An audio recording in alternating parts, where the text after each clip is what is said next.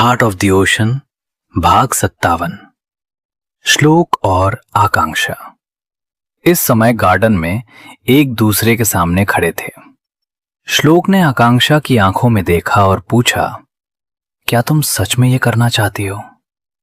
आकांक्षा ने आत्मविश्वास के साथ कहा, हां, मैं ये करना चाहती हूं। श्लोक ने उसे ऊपर से नीचे तक देखा। आकांक्षा ने नीले रंग के लोअर के साथ ब्लैक जैकेट पहनी थी। श्लोक ने शरारत से कहा, ठीक है, पहले जैकेट उतारो। आकांक्षा ने उसे घूरते हुए पूछा, इसकी क्या जरूरत है? श्लोक ने मुंह मोड़ा, ठीक है, फिर मैं जा रहा हूं। आकांक्षा ने तुरंत उसे रोका और धीरे धीरे जैकेट की चैन खोलने लगी। उसने जैकेट टेबल पर रख दिया। अंदर उसने एक फिटेड इनर वियर पहना था जिससे उसका फिगर साफ झलक रहा था। उसके बाल एक ऊंची पोनीटेल में बंधे थे। श्लोक उसके कान के पास आया और धीरे से बोला, वैसे काश हमारी ये फाइट बेड पर होती। आकांक्षा ने शर्माने के बजाय जोर से श्लोक के पेट में एक पंच मारा और अपनी पोजीशन लेकर खड़ी हो गई। श्लोक इस हमले के लिए तैयार नहीं था। वो 2 कदम पीछे चला गया। उसने मुस्कुराते हुए आकांक्षा को देखा और अपनी उंगली से उसे पास आने का इशारा किया। आकांक्षा ने एक किक घुमाई, पर श्लोक ने बड़ी आसानी से उसका पैर पकड़ लिया। श्लोक ने उसे अपनी ओर खींचा और उसकी कमर में हाथ डालते हुए कहा, मुझे तुमसे फाइट नहीं करनी। आकांक्षा ने मुंह बनाया, डॉक्टर साहब, फोकस कीजिए। श्लोक ने गहरी सांस ली और कहा, जैसी तुम्हारी इच्छा। अगले ही पल श्लोक ने एक पंच मारा जिसे आकांक्षा ने झुककर बचाया और फिर एक फ्लिप लेते हुए श्लोक के चेस्ट पर किक मारी।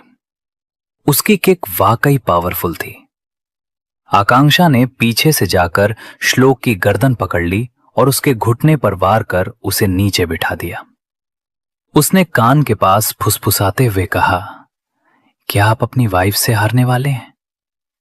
श्लोक ने फुर्ती से आकांक्षा के हाथ पकड़े और उसे अपनी तरफ खींच लिया। मैं दुनिया से लड़ सकता हूं, पर तुम्हें चोट पहुंचाना नहीं चाहता। ये शब्द सुनते ही आकांक्षा की आंखों में चमक आ गई। श्लोक ने उसे घास पर लिटाया और उसके ऊपर झुकते हुए कहा, तुमने मुझे बहुत चोट पहुंचाई है। Now it's medicine time. उसने आकांक्षा की गर्दन और कॉलर बोन पर धीरे से बाइट किया। आकांक्षा को श्लोक के इस 3rd लेसन के बारे में पता था। श्लोक उसे लगभग 10 मिनट तक किस करता रहा। आकांक्षा की पेंटिंग और प्रशांत का डर श्लोक के ऑफिस जाने के बाद आकांक्षा बोर होने लगी। उसने बालकनी के कैबिनेट से एक पुरानी पेंटिंग निकाली और उसे लेकर बैठ गई। उसने पेंटिंग पर हाथ फेरते हुए कहा, मम्मा, वो प्रशांत मेरे सपने में आया था और मुझे डॉक्टर साहब से छीन रहा था। मैंने उस पर कितना भरोसा किया था, पर उसने मेरा विश्वास तोड़ दिया। लेकिन डॉक्टर साहब की आंखों में मुझे अपने लिए सच्चा प्यार दिखता है। थोड़ी देर बाद उसने कपड़े बदले और एक वाइट टी-शर्ट और शॉर्ट्स पहन लिए। उसने एक मेसी बन बनाया और उसमें पेंटिंग ब्रश फंसा लिए। वो कैनवस पर अपनी उंगलियों से पेंट करने लगी। 2 घंटे बाद जब पेंटिंग पूरी हुई तो वो खुद को देखकर मुस्कुराई। अक्षु, तू कितनी गंदी हो गई है, पर डॉक्टर साहब की चॉइस वाकई बहुत अच्छी है। अग्निहोत्री कॉरपोरेशन, ऑफिस की राजनीति। श्लोक पूरे 1 हफ्ते बाद ऑफिस आया था। उसके आते ही पूरे स्टाफ में तनाव फैल गया। मीटिंग रूम में श्लोक नए प्रोजेक्ट की डिटेल्स देख रहा था। उसे प्रेजेंटेशन पसंद नहीं आई। उसने सार्थक को डांटते हुए कहा, यह किस तरह की प्रेजेंटेशन है? मुझे इसमें इंप्रूवमेंट चाहिए। हमारी कंपनी इतने लो स्टैंडर्ड के प्रोजेक्ट नहीं करती। तुम्हारे पास 3 दिन है। सार्थक के पिता केशव जी अपने बेटे की बेइज्जती देखकर गुस्से में थे। एक एग्जीक्यूटिव ने आग में घी डालते हुए कहा, सर, सार्थक जी ने पहले भी एक प्रोजेक्ट खराब किया है, हमें यह काम किसी और को देना चाहिए। श्लोक ने सार्थक को आखिरी मौका दिया। सार्थक अपने कैबिन में जाकर गुस्से में सोफे पर लेट गया। उसकी बहन कीर्ति ने अंदर आकर कहा, डोंट वरी भाई, हमें उसकी कोई कमजोरी जरूर मिलेगी।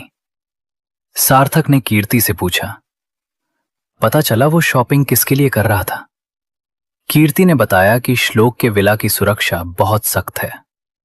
सार्थक ने एक साजिश रचते हुए कहा, वो नहीं आ सकता तो क्या हुआ, उसे घर बुलाते हैं। ये कहते हुए उसने अपनी मां को एक मैसेज किया। आखिर किसकी पेंटिंग बनाई आकांक्षा ने?